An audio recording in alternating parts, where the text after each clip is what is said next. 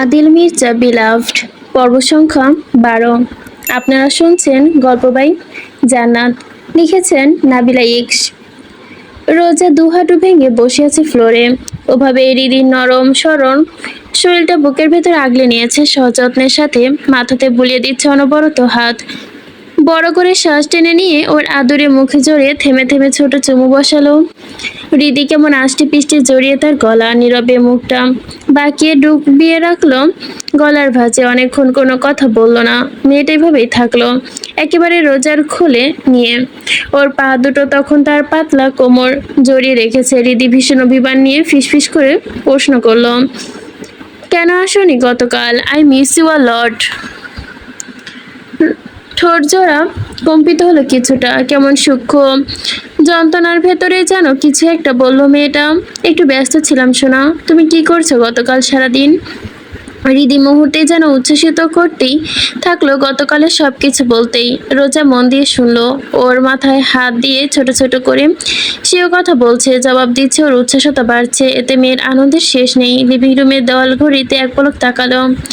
ঘড়ির কাঁটা 6টা ছুঁই ছুঁই। সময় হয়েছে হৃদিকে ফ্রেশ করিয়ে তৈরি করে স্কুলে রওনা হওয়ার, না হলে আবার দেরি হয়ে যাবে। সম্ভবত গতকাল মেয়েটা স্কুল যায়নি, তাই সব সময় অপচয় করলো না।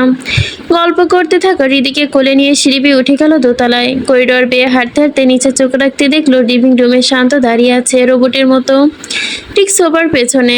রোজা আশ্চর্য হয়ে গেল, হতবাক হলো। কখন এলো? এতক্ষণ তো সে লিভিং রুমের সোফাতেই বসেছিল, কার অস্তিত্বটুকু অনুভব করেনি। এ পর্যায়ে এসে বডিগার্ড সম্পর্কে তার ধারণা মাত্রা বাড়ল। এমন নিঃশব্দ মানুষ আসা যা করতেই পারে, ভয়ঙ্কর। শান্ত এতক্ষণ মাথা নুইয়ে রাখলো, এবার তাকালো। রোজার চোখে চোখ পড়তে হাসলো, উচ্চস্বরে বলল, good morning miss Roza, it's nice to meet you. Roza বোকার মতো তাকিয়ে কোনো রকম গুড মর্নিং আউরে হৃদিকে রুমে নিয়ে গেল। হৃদিকে নিয়ে সোজা ওয়াশরুমে ঢুকলো। দাঁত ব্রাশ করা, মুখ ধোয়া মেয়েটা নিজে নিজেই করতে পারে, তবে আজ স্বেচ্ছায় কিছু করতে চাচ্ছে না। আর না চাইছে কোল থেকে নামতে, বাধ্য হয়ে ওকে কোলে নিয়েই সে ব্রাশ করিয়ে দিল, মুখ ধুইয়ে দিল। তখনই মরিয়ম বেগম ব্রেকফাস্টের টলি ঠেলে ঢুকলেন। মিষ্টি হেসে বললেন, গুড মর্নিং প্রিন্সেস, আজকে মন ভালো তো? হৃদি খানিক লজ্জা পেল, মুখটা ভার করতেই আড়াল করলো রোজার মুখের পিছে। রোজা শব্দ করে হেসে বলল, ওর ফুলো গালে ঠোঁট ডুবিয়ে দিল। মরিয়ম বেগম হাসলেন, খাবার সাজাতে সাজাতে বললেন, গতকাল সারাদিন জুড়ে ভীষণ আপসেট ছিল তোমার জন্য। রোজার ভেতরটা হাওয়ায় মিঠাইয়ের মতোই নরম হলো। বুকের খুব কাছে থাকা বাচ্চাটাকে সারা জীবন নিজের কাছে করে রাখতে ইচ্ছে করলো, বুকের মধ্যে রেখে আদরে আদরে সারা জীবন পেরোতে ইচ্ছে করলো। মনটা তখনই সামলাতে পারলো না সে। মন তো কত কিছুই চায়, চাইলেও কি আর পাওয়া যায়? সব সময় মনের কথা শোনা উচিত না, মাঝে মধ্যে মস্তিষ্কের কথা, পরিবারের কথা, ভবিষ্যতের কথা ভাবা উচিত। হৃদিকে স্কুল ড্রেস পরাতে গিয়ে অন্যমনস্ক হয়েছিল রোজা। হৃদি দেখেছিল কাছ থেকে, হঠাৎ করে মাথাটা এগিয়ে এসে রোজার ঠোঁটে শব্দ করেই চুমু খেলো। আকস্মিক এমন হওয়াতে রোজা ভেবাচাকা খেলো। হৃদি ফিসফিস করে বলল, স্নো হোয়াইট, তোমার লিপস কি pretty, I wanna kiss them. রোজার ভাবনায় মুহূর্তেই উড়ে হারিয়ে যায় ফানুসের মতোই। সেও পালাক্রমে হৃদির ঠোঁটে ঠোঁট ছুঁয়ে দেয়। মরিয়ম বেগম পাশ থেকে মুচকি এসে দিলেন এই মিষ্টি মুহূর্তটুকু। হঠাৎই আতকে ওঠে রোজা। ঘড়ির কাঁটা 6টা 30-এ। 7টা ছবে বলে দ্রুত হৃদিকে ব্রেকফাস্ট করাতে চাইলেও সেখানে হৃদি দুষ্টুমি করতে লাগলো। বাচ্চাটার মুখ থেকে আর যেন হাসি সরছে না। এত হাসি, এত এত প্রাণোচ্ছল হাসি দেখে রোজার সকালটা ঝলমলে সকালের মতোই উজ্জ্বল ও প্রাণবন্ত হতে লাগলো। দুজন উচ্ছ্বাস নিয়ে ব্রেকফাস্ট করলো, তারপর হৃদিকে নিয়ে রুম থেকে বেরোলো। পেছনে মরিয়ম বেগম হৃদির ব্যাগ নিয়ে আসছেন। রোজার চোখে পড়লো লিভিং রুমে পিনপত নীরবতা চিয়ে রেখেই সোফায় বসে আছে আদিল মির্জা। আজ আর ফুল স্যুটে নেই, লুক জিন্সের সাথে গায়ে সাদা শার্ট জড়ানো, কালো ল্যাপটপটা কোলে। তার পেছনে শান্ত এলেন সহ স্বপন আরো ক্লান্ত হয়ে দাঁড়িয়ে আছে। তাদের মুখের অবস্থা আকর্ষণীয়। রোজা ওদিকে মাথা ঘামালো না, সিঁড়ি বেয়ে নেমে হৃদিকে ছেড়ে দিল।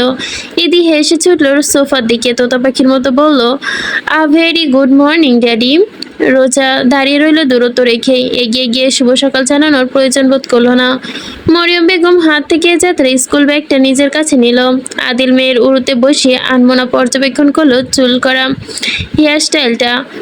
কি কমপ্লিকেটেড আর pretty hair style. Morning my child, look you so happy. Hridi খিলখিল করে হেসে জানায়, I am so happy. Adil যেন প্রশ্ন করে, এত হ্যাপি কেন? হৃদি ঠোঁট টিপে হেসে ফিসফিস করে বলে, তুমি জানো না?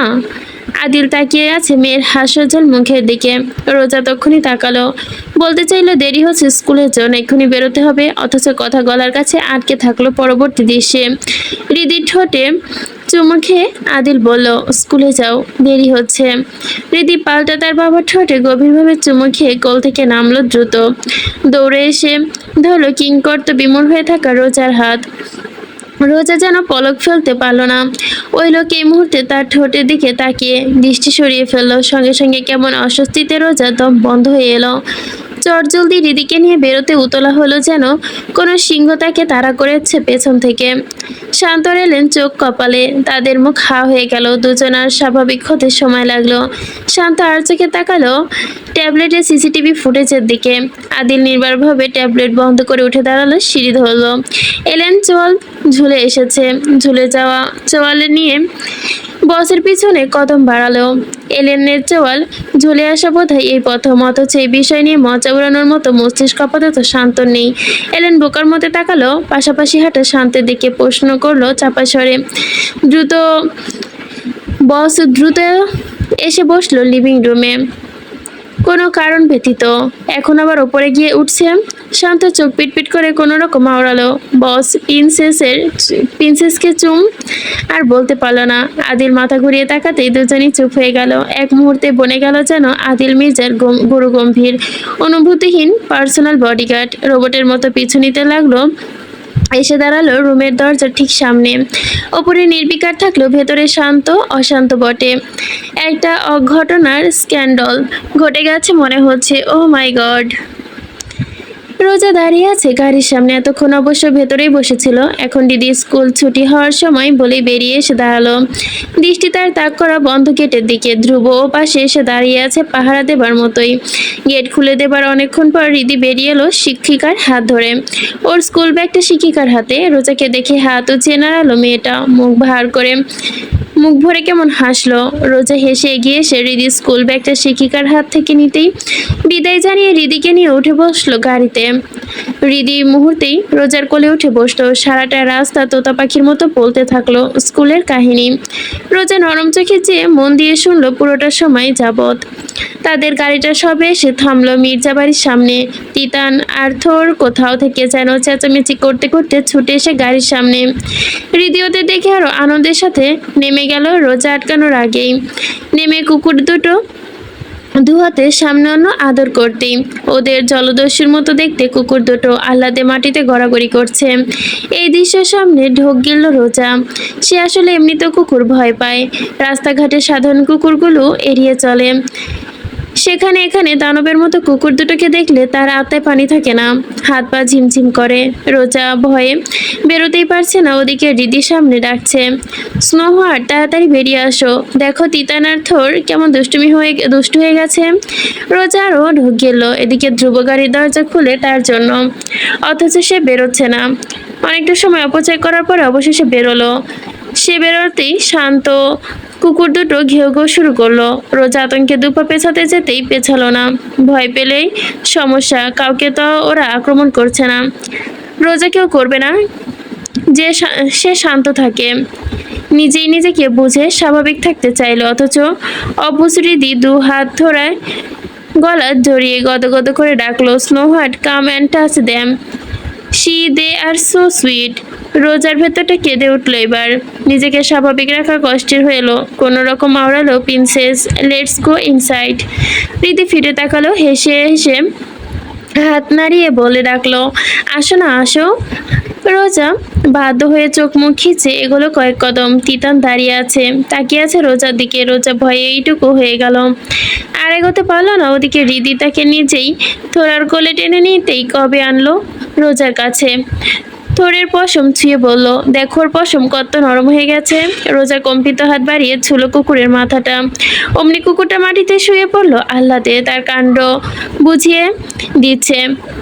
সে আরো আদর চাচ্ছে। রোজার সাহস বাড়লো এতে কিঞ্চিত। বরাবরের ভয়কে জয় করার মতোই সাহসী সে। দুহাতে ভর দিয়ে বসে পড়লো ইতস্ত করে। আরেকবার মাথায় হাত বুলিয়ে দিতেই থোর নিজের মাথাটা আরো এগিয়ে দিল।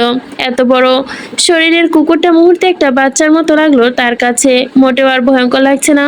ভয়টা একটু কাটাতেই হৃদির সাথে সামনের কুকুর দুটো রোজা আদর করতে লাগলো। এ পর্যায়ে হাসলো ও আনমনে আওড়ালো। দেখতে কত ভয়ঙ্কর অথচ পুরো বাচ্চা সুলভ। আদিলের হাতে সিগারেটটা জ্বলন্ত আগুনের চামড়ায় লাগতেই তার ধ্যান ফিরল। দৃষ্টি ফিরিয়ে আনলো গার্ডেনের দৃষ্টি থেকে। আঙুলের দিকে তাকিয়ে দেখলো সিগার পুড়ে শেষ। সিগারেটে সে ফেলে দিল, তাকালো। রিদি হাসছে, পাল্লা দিয়ে হাসছে মিস রোজাও। শান্ত আর এলেন বারান্দায় দাঁড়িয়ে, আদিলের ঠিক পেছনে। হাতে ফাইলস কাজ রেখে হঠাৎ করে এখানে এসে দাঁড়ানো। এই মনটা পরিষ্কার হতেই এলেন কিছুক্ষণ চোখ বুঝতো পরমুতেই থমথমে কণ্ঠে বলল, বস, মিস রোজাকে তুলে আনি। এলেন সবসময় দেখে এসেছে, জেনে এসেছে আদিল মির্জা যা চায় তা আদায় করে নেয়, by the hook or by the crook. তাই দেরি করলে হলে যদি এলেনকে বুঝতে পারে তার বস রোজাকে চাচ্ছে, তার মনে হয়েছে মিস রোজা ভালোই ভালোই না মানলে সোজা তুলে নিয়ে আসা প্রয়োজনে আটকে রাখা হোক। দিন শেষে বস যেই নারীকে খুব করে চাচ্ছে তার হাতে খুব রেখে উপোস করতে চায়। কদিন ধরে মাথায় ঘুরপাক খাওয়া প্রশ্নটা কেমন করে যেন মুখ ফসকে বেরিয়ে গেল। মুখটা কি শান্তকে অনুসরণ করছে? এলেন আর চোখে তাকাতেই দেখলো শান্ত ড্যাব ড্যাব করে তাকিয়ে আছে। কিছুটা সরে দাঁড়াতেই তার থেকে দাঁতটা কিরমির করে উঠল এলেনের। মুহূর্তে বেচারা সতর্ক হলো বসের গভীর দৃষ্টি নির্বিকার হওয়ার থাকাই চেষ্টায়। আর চোখে নজর রাখতে আদিলের হাত দুটোর ওপর। তাদের ওপর রাখলেই প্যান্টের বেল্ট নিয়ে মারার মতন অঘটন অনেকবার ঘটিয়েছে, আবার না ঘটায়। তবে তেমন কিছু হলো না। আদিল পুনরায় মাথা ঘুরিয়ে দৃষ্টি বাগানে রাখলো। এতক্ষণ যাবৎ গলার শ্বাস আটকে ছিল এলেনের। এ যাত্রায় আটকে রাখা শ্বাসটুকু ফেললো। তখনই আদিল শান্ত ধীর স্বর শোনা গেল, let's take it slow. Shanto হকচকে উঠলো। তখনই জিজ্ঞাসা করলো, মন উতলা হলো, what's you want take it slow boss? তবে সাহস হলো না। এলেনও একটু টু শব্দ করেনি। তার চোখ দুটো ভাসছে ক্ষীণ বসে দৃষ্টি। কবে যেন বস তার গলাটা টিপে ধরে, ভবিষ্যতে মুখ সামলে কথা বলতে হবে। ওই সময় আদিলের ফোনটা বেজে উঠলো। ফোনটা সোফার সামনে টি টেবিলের ওপর ছিল। এলেন গিয়ে ফোন এনে বাড়িয়ে ধরলো। স্ক্রিনে তাকাতেই শান্ত ঘাটটা কাত করতে ঠিক দেখতে নিল। কল করেছে ম্যানেজার আনোয়ার খন্দকার। নামটা দেখে তার চোখটা কুঁচকে এলো। আদিল না ফিরেই বাড়িয়ে রাখা ফোনটা হাতে নিল, রিসিভ করে ধরলো কানে। দৃষ্টি তখন বাগানে। মিহি বাতাসে দুলছে মিস রোজার চুল। সেই চুল এলোমেলো ভঙ্গিতে গুজে যাচ্ছে নিচের কানের পিঠে। সূর্যের আলো ক্ষীণ মুহূর্তে মিষ্টি ভীষণ ছুঁয়ে যাচ্ছে সুন্দর মুখখানি। তিতানা থরের সাথে আহ্লাদে হাসতে থাকা হৃদি আর অন্যরকম লাগা Roza. Should I cut his little brother? খ্যাচ খ্যাচ খ্যাচ। শান্ত কান খাড়া করতে শুনতে চাচ্ছিল। অসময়ে আদিলের পুনরায় বলল, দেখি, what is he up to?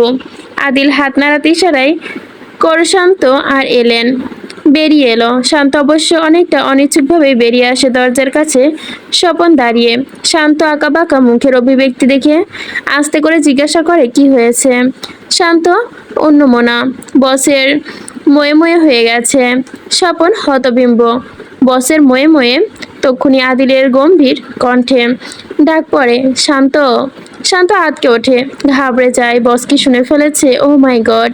এলেন দাঁতের দাঁত পিষে চাপা গলায় বলে, এবার তোর ময়ে ময়ে হয়ে যাবে।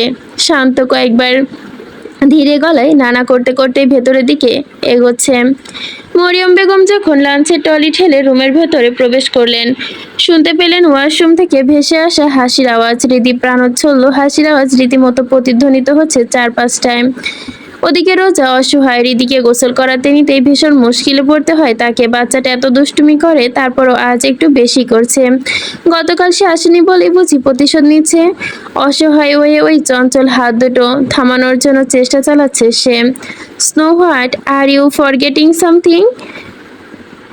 হেয়ার ড্রায়ারের তুমুল আওয়াজের মধ্যেই প্রশ্নটি স্পষ্ট শুনতে পায় রোজা। অবুঝের মতো নিজেকে কাজে ব্যস্ত থাকায় জবাবে বলে, না তো কি বলবো। হৃদি আগ্রহী চোখে চেয়ে আছে দৃঢ়ভাবে, ফের বলে, মনে করার চেষ্টা করো। রোজা ভাবনার অভিনয় করে। হৃদি চকচকে দৃষ্টি, সামনে পুনরায় অসহায়ে মাথা নাড়িয়ে বলল, কিছুই তো মনে পড়ছে না, কি বলে যাচ্ছি আমি। হৃদির উজ্জ্বল মুখটা মিয়ে গেল কেমন।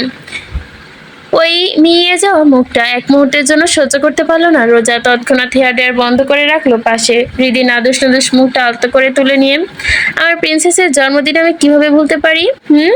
হৃদি শব্দ করে হেসে উঠল। রোজার কোমর জড়িয়ে ধরে হাসতে হাসতে বলল, আমি জানি তোমার মনে আছে, আমি তো অভিনয় করছিলাম। রোজার চোখ দুটো বড় বড় হয়ে গেল। মিছিমিছি রাগ দেখিয়ে পর মুহূর্তে দু হাতে কাতকুতো দিতে শুরু করলো। বিপরীতে হৃদি হাসতে হাসতে বিছানায় লুটিয়ে পড়ল। মাগরিবের আজান পড়েছে। হৃদি ঘুম ভাঙেনি এখনো। বাচ্চাটি বুঝি রাতে ঘুমায়নি। হাতের বইটা রেখে রোজা উঠে দাঁড়ালো। বিছানার কাছাকাছি এসে দেখলো হৃদি ঘুমে বেহুশ প্রায়। ওঠার নামগন্ধ নেই। মরিয়ম বেগম নাস্তা নিয়ে কিছুক্ষণ আগে একবার এসেছিলেন। হৃদি ঘুমাচ্ছে বলে ফিরে গিয়েছে। এ যাত্রায় ওর ঘুম না ভাঙলে রাতে মোটেও ঘুমাতে পারবে না। অগত্যা ইচ্ছের বিপরীতে গিয়ে হৃদিকে তুলতে আদুরে গলায় ডাকলো। প্রথম ডাকে সারা শব্দ না দিলেও দ্বিতীয় ডাকে চোখ মেলে তাকালো সে। কিছুক্ষণ দিদিকে কোলে নিয়ে পায়চারি করতে ওয়াশরুমে নিয়ে গেল সে। ফ্রেশ করিয়ে চুল বেঁধে পরিপাটি করে বেরোলো রুম থেকে। রোজা আর চোখে অস্পষ্ট ভালোভাবে দেখে নিল। দুয়ারে দুটো বডিগার্ড ব্যতীত আর কাউকে দেখা যাচ্ছে না। অর্থাৎ এই মুহূর্তে আদিল মির্জা বাড়িতে নেই। ওরা নেই মানে আদিল মির্জাও নেই। রোজা কোনোভাবেই ওই লোকটার সামনে পড়তে চায় না। আজকে সকালের ওই একটা বিষয় তাকে অপ্রস্তুত করেছে। অনিচ্ছুক অজানা ঘটনা, অথচ কেমন খারাপ প্রভাবে ফেলেছে তার মনের ভেতরে। নাকি রোজাই বেশি বেশি ভাবছে? বডিগার্ড আঙ্কেল, ড্যাডি কোথায়? ক্লান্ত দুয়ারে দাঁড়িয়ে সৈনিকের মতো হৃদির প্রশ্নে নরম হওয়ার চেষ্টা। বস তো বেরিয়েছে। কোনো প্রয়োজন প্রিন্সেস? টেলমি। হৃদি মাথা নাড়িয়ে বোঝালো, কোনো প্রয়োজন নেই। বেশ রাত করে ফেরা হয়েছে রোজার। ঘড়ির কাঁটা ঘুরছে 12টায়। বাড়িতে প্রবেশ করতে তার চোখ কপালে উঠে যায়। লিভিং রুমে জিহাদ বসে, চোখ মুখ ফোলা, মুখে বাম পাশে নীল হয়ে আছে। রোজা আটকে ওঠে, ছুটে গেল ভেতরে, আর্তনাদ করে উঠল, কি হয়েছে? তোমার এই অবস্থা কেন? মারামারি করেছ? নিপা বেগম কাপড়ে বরফ পেঁচিয়ে রেখেছে জিহাদের গালে। জিহাদ দুর্বলভাবে পড়ে আছে সোফার এক কোণে। রোজার প্রশ্ন কোনো রকম জবাবে বলল, চৌরাস্তার মাথায় অটোর জন্য দাঁড়িয়েছিলাম, হঠাৎই কয়েকটা গাড়ি ধীরে ধরলো আমাকে। কোনো প্রশ্ন নেই, কোনো কথা নেই, কিছু নেই। কয়েকজন বেরিয়ে এসে আমাকে মেরে চোখের পলকেই চলেও গেল। রোজা হতবাক হলো। ও তো সম্ভব, কারণ ছাড়া এমন করে কেউ কাউকে মারে? কাঁধ ব্যাগটা সোফায় ফেলে নিপা বেগম কাপড়ে মোড়ানো বরফটা হাতে নিতেই রান্নাঘরের দিকে ছুটল। গাড়ি নাম্বার মুখস্থ করেছো? হুদাই তো এসে মেরে পালাবে। তুমি কারোর সাথে লেগেছ? জিহাদ কারোর সাথে লাগেনি। নিজে জ্বালাতেই তো সে বাঁচে না, অন্যদের নিয়ে ঝামেলা করার সময় কোথায়? আর তারপর তো সে তো মূল কথাটা বলতে পারলো না কাউকে। এসব আবার বলা যায় কিভাবে? সে বলবে ওই লোকগুলো চাকু দিয়ে তার লিটল ব্রাদারকে কাটতে চাচ্ছিল। দেশে কি নতুন সন্ত্রাস নেমেছে যারা পুরুষের ছোট ভাইকে কেটে নিয়ে যায়? সকালেও তো সে সংবাদপত্র পড়লো, কোনো তো সংবাদ চোখে পড়লো না। জিহাদ বোধহয় ভয়েই বেশি ভাবছে। চোখ মুখ কুঁচকে অদৃশ্য ভয় ভেসে উঠল তার। আতঙ্কে ঘুমো হবে না মনে হচ্ছে আর। বিশেষ করে ওই লোকটা যে খুব শেষের দিকের গাড়ি থেকে বেরিয়ে এসেছিল, এসেই সোজা কেমন করে তার ওখানটায় পাড়া দিয়ে ধরলো। কে ছিল লোকটা? কারা ছিল? কাদের নজর কাড়লো সে? চিন্তায় জিহাদের চুল পড়ে গেল বুঝি। এই মুসিবত এমনিতেই কি কম মুসিবতে আছে? আবার নতুন করে কেন মুসিবতে পড়তে হলো তার?